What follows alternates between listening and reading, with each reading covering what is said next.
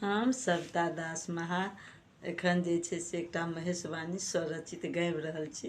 अहाँ सब सुनू, जेहन लागत तेहन अहाँ सब कमेंट में देब। सबके जे छै से सहृदय धन्यवाद दै छी, ठीक ने? तो सुने जाओ।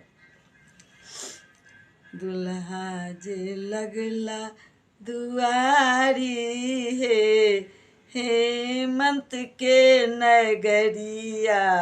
दुल्हा जे लगला दुआरी हे, हेमंत के नगरिया।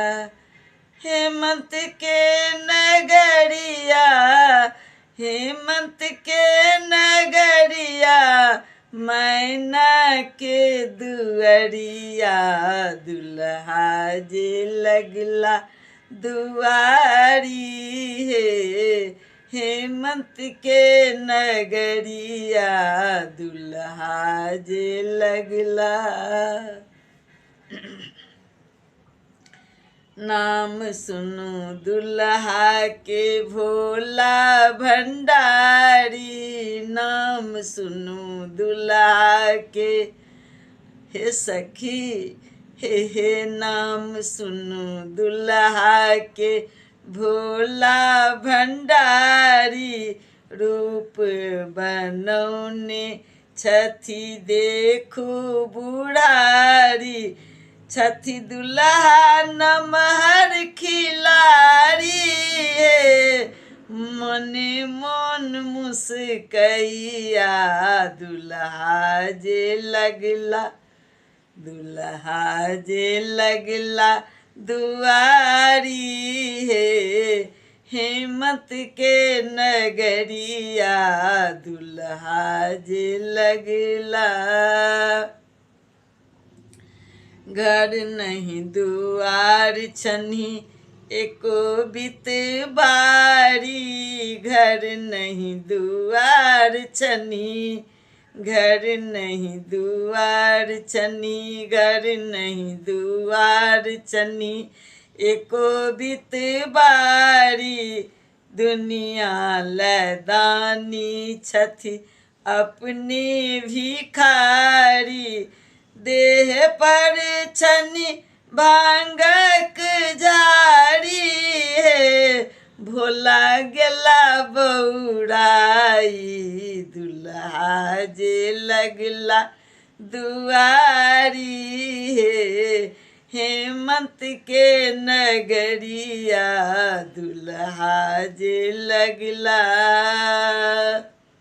देखते मनाइन कपार पिटी लेलनि। देखते मनाइन, हाँ देखते मनाइन हे सखी, हे देखते मनाइन कपार पिटी लेलनि। अंगना में बैस कर रोदना पसारलनि।